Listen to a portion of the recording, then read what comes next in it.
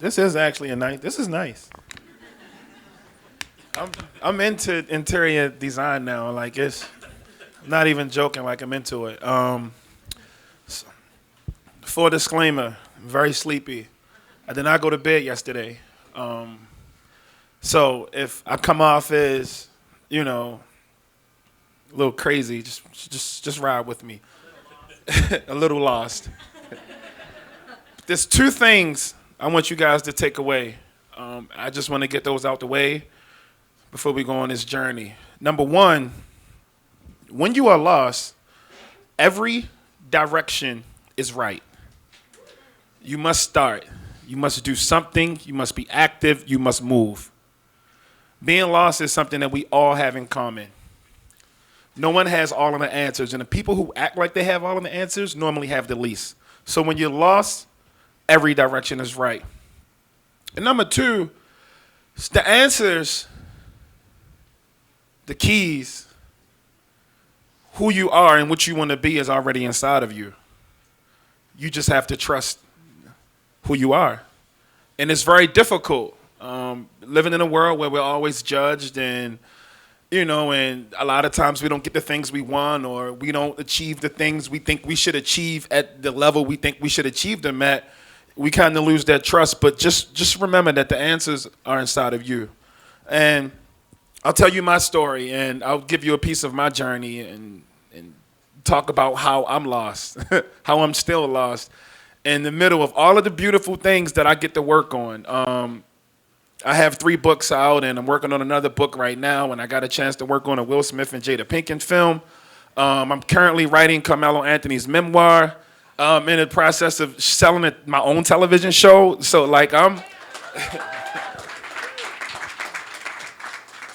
and I still don't know the destination. I still don't know. I'm still trying to figure it out.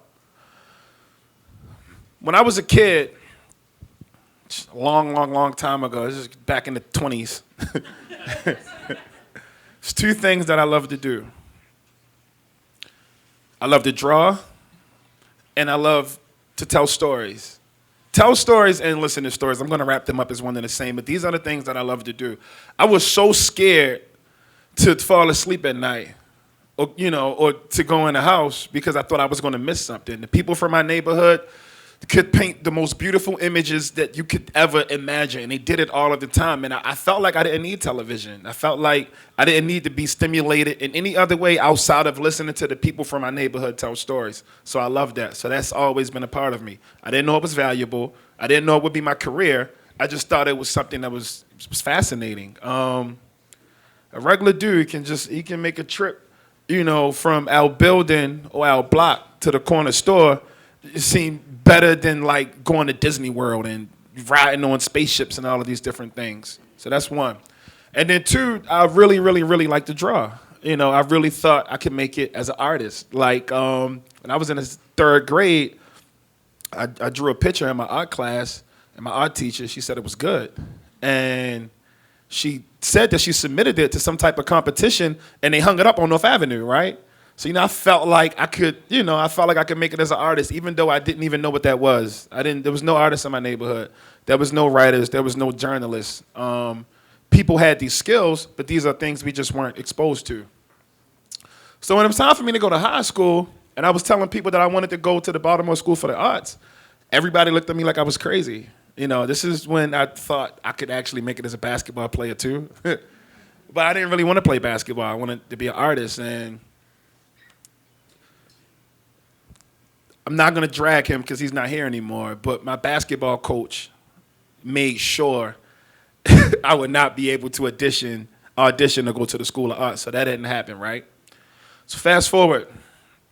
Growing up in East Baltimore, you can see a lot. I saw a lot, and I've been through a lot, and I've led a full life. And a lot of times when we talk about creative people and when we talk about artists, we talk about young prodigies and this 16-year-old genius and this 19-year-old person who did this phenomenal thing. But by the time I done been through the streets, I done lost, I done loved, I done been beat down, built up, and beat down again.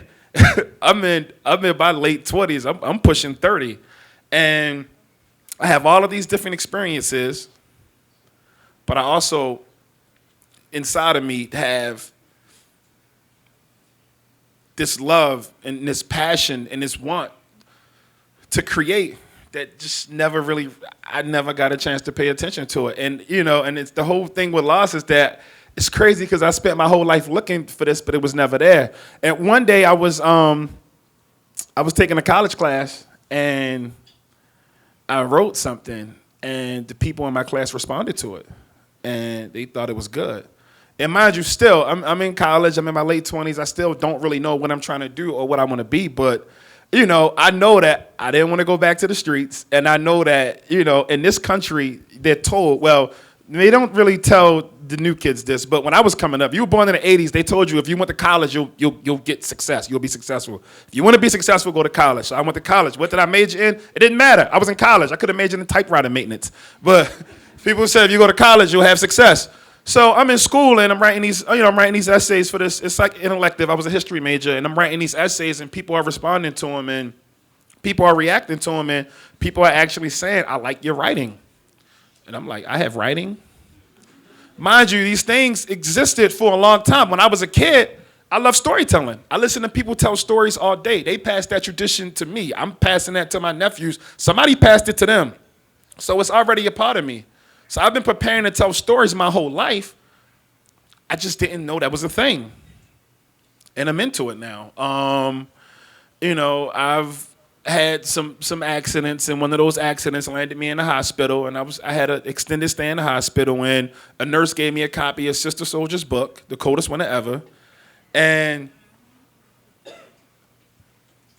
I didn't know you could write like that. When I was a kid, the books that we ignored were Mark Twain's books, Huckleberry Finn and Tom Sawyer, and those kids, those books helped generations of young people think that they hated reading. And all of these young people in here today, I heard some kids from City Springs on here, young people, they love reading. I've been to that school multiple times, and I've worked with one of their teachers, Mr. O. I don't know if he's here, but I've worked with them a number of times, and I've never had the opportunity to be able to connect with literature at that age. So now, like I said, I'm an older guy, and people telling me they love my writing, and they're really, really into it, and I'm starting to realize that maybe I can do something with this. I'm a reader. Telling my own stories was one thing. Reading Sister Soldier's book and finding out that was a thing made it something different. And now I'm in a game, right? I'm reading articles and I'm reading books and I'm really trying to figure out what the world looks like, but I'm still lost. I don't know where this is going to take me because I didn't know anything about being a writer. I didn't know how to get an agent. I didn't know about book deals. I didn't know the difference between self-publishing or publishing with a company. I didn't know anything. All of these things were just a mystery to me, but I felt like, I had something. And that's when I talk about the answers are already there. Trust that person. When you fail something and you feel like you can do something and you feel like you can connect with something, then, trust that person and do it. Sometimes you just have to leap. So I started taking my writing seriously. I started writing every day. I started submitting to contests. I started trying to get an agent. I started figuring out all of the many different ways I can insert myself into the writing world. And I never really had a break until I found out you can publish in some of these online magazines, and they were like a bit easier than publishing in the Baltimore Sun or the city paper that was here locally because they ignored me all the time. Like I know it's probably editor at the Sun right now. I was like, damn, I'm glad he finally did something with his life. He was submitting to us every day, right? And when I used to read the Baltimore Sun, and this is like, as a kid, we would, if our friend was in it for playing basketball, we would read it. Or if somebody got killed, if it was like a big story in the neighborhood, we would read it. But I wasn't a reader. When I became a reader, I started reading the Baltimore Sun, the New York Times, the Washington Post, all of these different papers every day. I had favorite writers. I would cut sections out and I would mark things off. I was into it. And one of the things I realized locally is that there's a lot of people from outside of Baltimore, outside of these neighborhoods and outside of these places telling these stories. they don't have those firsthand experiences, right? So they're on the outside looking in. And I figure my lane could be a person on the inside yelling out. And I worked extremely hard at developing a voice that was fair to what I believed in, my core values, represented my neighborhood the way I thought I should be representing my neighborhood, but alternative to everything that was mainstream. People loved it. People ate it up. I got 2 book deals instantly. I started getting speaking gigs. I started going on television. All of these amazing things was happening for me in my career just because I kind of, in the middle of my journey, I figured out a lane that will hold my work, right? And I thought I had it figured out. I was lost, but now I'm found. I have book deals. I have opportunities. I can publish. People fight their whole lives to publish. I actually get to publish in my career. It's still relatively new, even though it wasn't, because I've been preparing to be a storyteller my whole life, right? So my books aren't out yet, but I'm getting a lot. I'm getting some local press. I was on the front of the Baltimore Sun, and they came and took a picture of me in my neighborhood, and I stood in front of the basketball court like this. And it's all corny. Like the phoniness of even the idea of like saying that I am the voice of East Baltimore. I am the voice of the contemporary Negro. Like, nobody is. But these are the things that they do to you as a creative person, and you can be lost inside of that. So I didn't get caught up in my own hype because my friends keep me extremely humble. Like my core people around me, they keep me humble. They make sure I don't celebrate anything. I'm at a restaurant, my dessert comes, they yanking it off the table. They make sure I don't celebrate nothing, right? So I'm still humble, but I'm thinking that being this person from the inside speaking out is this revolutionary thing that's going to bring change. So one day I'm on a basketball court, right? And mind you, I got it figured out. I have it figured out. I'm not lost anymore. But I'm on a basketball court, and us older guys, sometimes when we this is Bochex, East Baltimore. We used to play Sunday mornings, and we used to start 8 o'clock, sometimes 7 o'clock in the morning. The young guys, they sleep late, so they pull up around 10. So by the time they pull up, we played our 2 games, and we could just talk trash about them. Oh, you should have did this move. You should have did that move, Knowing they would beat the mess out. They'll dunk on us like we use icy hot Bengay. Like we're dinosaurs, right? We're like house phones. And I played my two game maximum, and I'm walking off to the court. And my homie Dion's on the side. He's on the side of the basketball court, and he's like grilling wings. And we make a day of this, but there's still like one of the biggest Father's Day cookouts in the year of a Bochex every year. It's beautiful. Like from the neighborhood, maybe we get 300-400 people. Everybody brings food. There's music. It's beautiful. The washed up people like me, we cook and we set the liquor table up, and the kids play ball all day, and the little kids come out, and it's music. It's nice.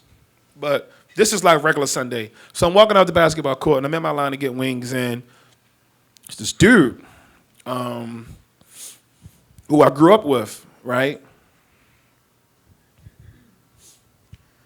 He's a great guy. He's a really good guy. He's a big guy. He's bigger than everybody in this room. I had to look around because he's tall, but he's as wide as he is tall. So if you think about like an Escalade with boots on, right? He's like that size guy. He's like that size guy. And he used to be friends with my older brother and my older cousins and the older guys from the neighborhood. And this guy, he went to federal prison for like 10 years. He was an enforcer. He was a street guy. He was the muscle, right? And his name's Dub. And he saw me over there like in between the gate, standing in the line for wings and all that. And mind you, my confidence is on 10,000 right now because again, I'm in newspapers and I'm publishing, and I think my first New York Times piece that came out. So I'm really, that's a big thing for a young writer, a new writer, So he's like, D, let me talk to you real quick. Come here. So I said, all right, man, here I come. I came around the gate, and he said, take a walk with me. I said, okay, cool. He's bigger than me, right? So We're walking down the street, and he starts talking about how he's so proud of me. The neighborhood's so proud of me. He's so happy for me. His mom has a stack of the Sun articles, and she laminated one of them, and she hung it up above his picture, right? You know, he's doing his thing. He's doing his thing. He's telling me I'm doing my thing. He's really happy for me. You're doing really well. And I'm like, thank you. It's all love. So he digs in his pocket, and he pulls out a folded piece of paper, right? And he passes it to me. So I unfold it, and I look at it, and I see it's a letter that his daughter wrote to him.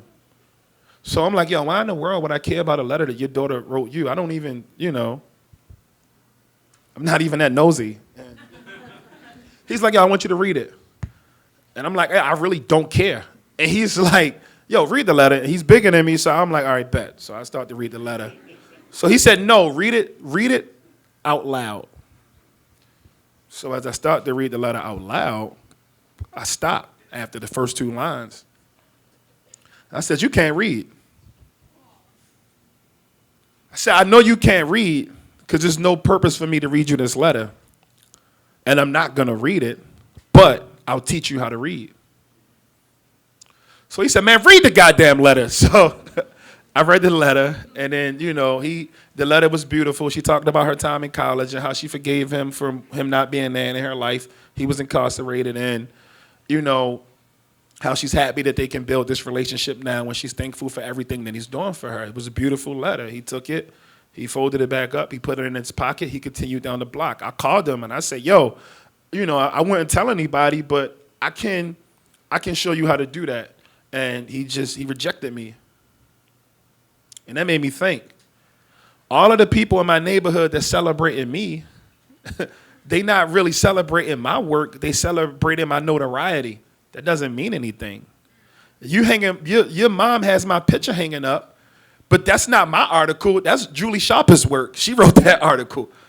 You understand what I'm saying? So any and everything I think I'm standing on, being the person from the inside yelling out, is getting attention from people outside, but it's not doing nothing for the people who I care about and where I come from.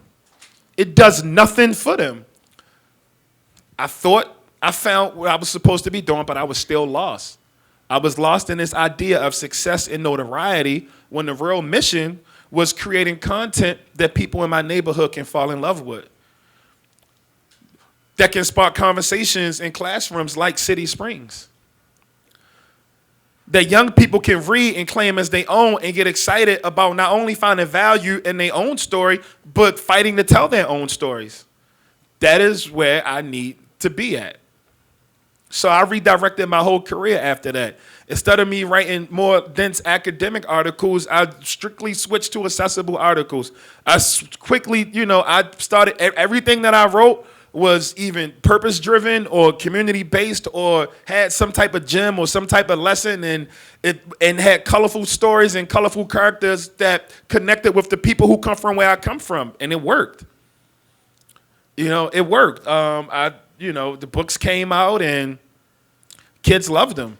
Kids loved them so much that at Patterson and at Forest Park, 2 different teachers told me they bought 2 box sets. No one teacher bought like 4 box sets. Long story short, most of them were stolen. I don't want young people to steal.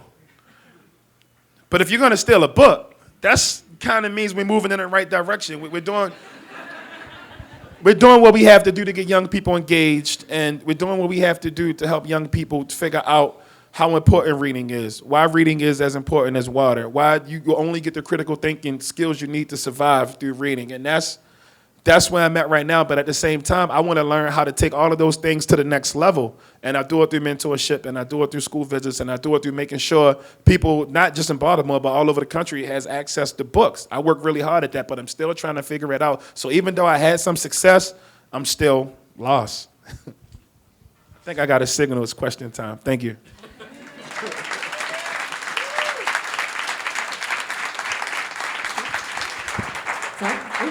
Thank you so much for your talk and your time. Who has questions? I'm going to run around with this because Winston wants me to capture the audio. Thank you so much. I'm curious, you said it was like a long process for you to develop that voice that was always in you from the storytelling, and then to, I guess, work out the craft to have that translate into writing. I'm curious about both how you did that. Was it just a function of just writing a volume of words and putting in the time and the effort, and eventually it just crystallized into your voice?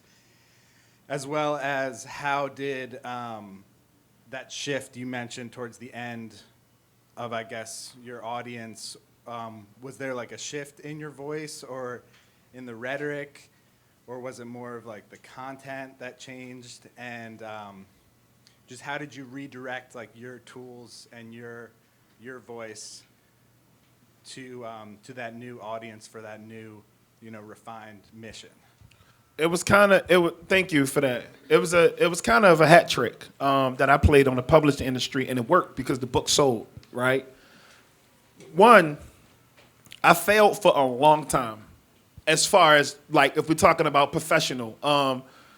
In my computer, there is a folder. On that folder is at least hundreds of emails that I took screenshots of and saved that were rejections from magazines and journals and online places. There's another folder. And that folder is like another 80 or 90 rejections from publishing companies, letters that, emails that people sent my agent. And they were pretty rejections, right? So what worked for me was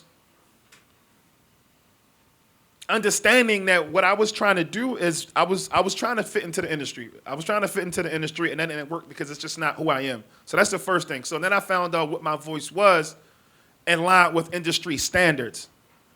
And when they subscribed to that, when I say it's a hat trick, is when they signed me, they thought that they was getting like little James Baldwin or something, right?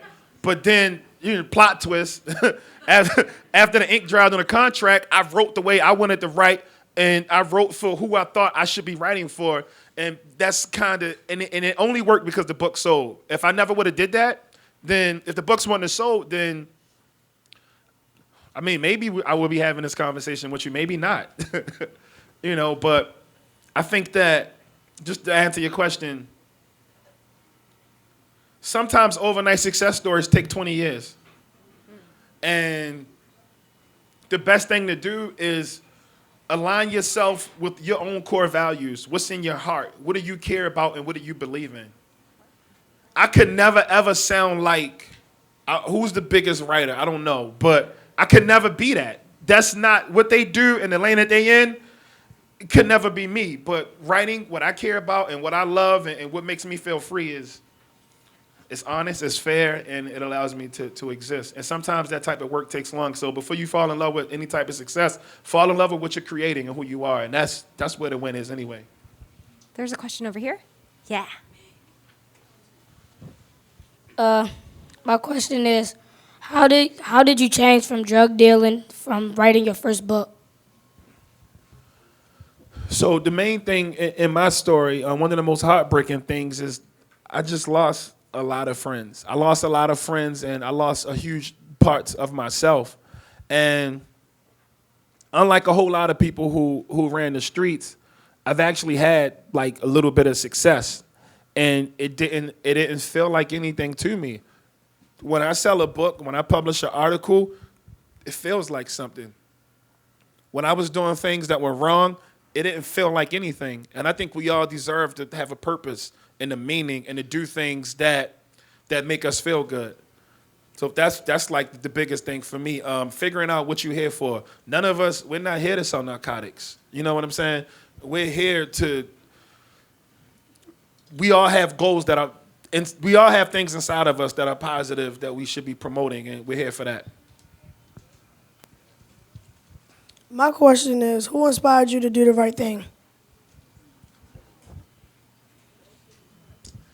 A lot of people, but if I had to if I had to sum it all the way up and just like say one person, I think it would be my grandma. she was a really, really strong person. And I think a lot of things that I got into before she passed, and especially when I got into after she passed, probably would have broke her heart. So I would like to think, I hope that I'm making her proud right now. Who else has a question?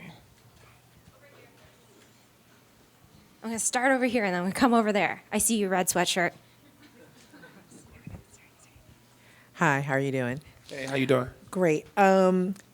I recently just left a job that was comfortable. I'm also from the east side of Baltimore and did the career thing, college degrees and all that. How do you get comfortable with being lost? Because that's where I am right now. The best thing that ever happened for me as an artist is when I became comfortable being uncomfortable. And it's difficult because you're used to stability. You're used to having a task. You're used to doing things. And, you know, one of the things I find fascinating is just different people's success stories. And they all have a common theme. At some point, they had to jump.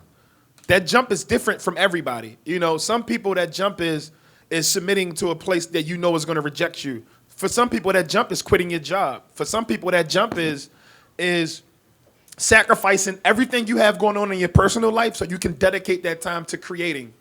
And once I got comfortable in front of that blank page and owning that and being a part of that, then other stuff didn't matter. It's like, I don't, you know, you're trying to come up in the art world. Sometimes you don't have time to do stuff like game night and a baby shower and like, you know what I'm saying? A graduation. Like who really enjoys going to graduation? You know what I'm saying? Like, people, but we lie to ourselves and we feel like we have to do these things. And that's why a lot of people who want to make it, a lot of times we don't, because we have any and every reason to not jump, any and every reason to not do it, any and every reason to not fully commit.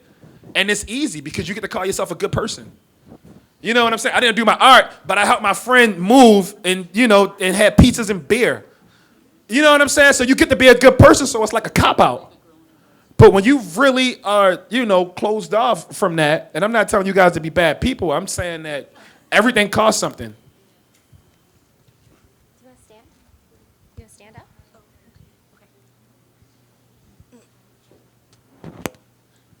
I'm a student from City Neighbors Hamilton, and I was just wondering, what do you think people, especially young children, should get out of your book, B-Side? I think that they should get a clear understanding of the redemptive power of art and education. And I also think that they should utilize the essays in that book to spark their own conversations. If you like something that I said, then you stand on it and you create your own version of that. If you don't like something that I said, you stand on it and you challenge your classmates. Or if you see me walking down the street, you challenge me. Like, and that's what good books do. That's what literature does. I've read books that are beyond ridiculous, but like they challenged me to think and they challenged me to be more comfortable in owning my own ideas. When your when your coach blocked you from going to the Baltimore School of Arts, what gave you motivation to keep following your dreams? Well, you know, that put me on like a 15, 20-year slide of not creating anything ever. So I think sitting in that classroom and seeing how people were responding to my class assignments, it sparked something brand new in me, and it gave me an energy to keep creating. And I found myself, you know, my classmates were passing in short stories that were 5 pages, and, you know, my short stories were like novellas. You know, so it's something about being lost and finding a piece, you know, a piece of your journey that can just be inspiring and, you know, cause you to turn up. So you talk about being fair, like you're fair to yourself and your work is fair. What does that mean? Is that like just a gut check? Because it's like when you're creating work, it's easy to get swept up in like your anger or your happiness or whatever that emotion is. So what is that fairness that you're talking about and like the process of that? Is it just a gut check? Fairness to me is not just the art I create, but it's how I live my life as an artist, how I live my life as art.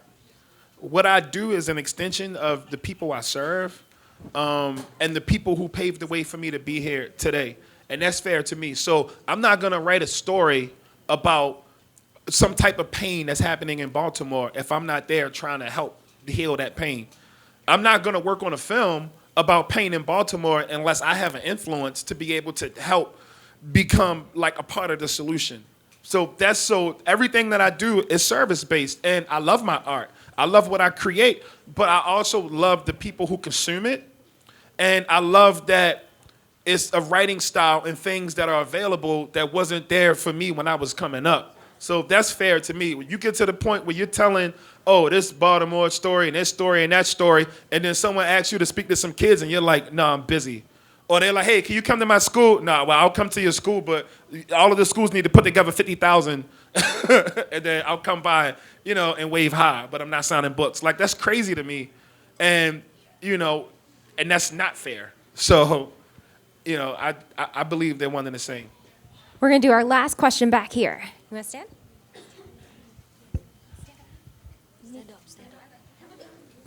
What inspires you to write a book?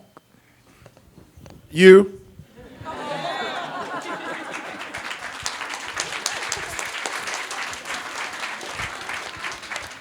When I was your age, they made us read a book about a very weird and strange person named Ben Carson.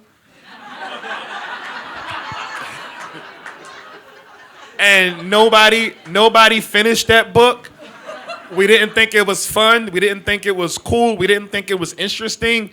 And we didn't think he cared about people like us. And now we know it as fact. Creative Mornings Baltimore, can you please help me thank D. Watkins?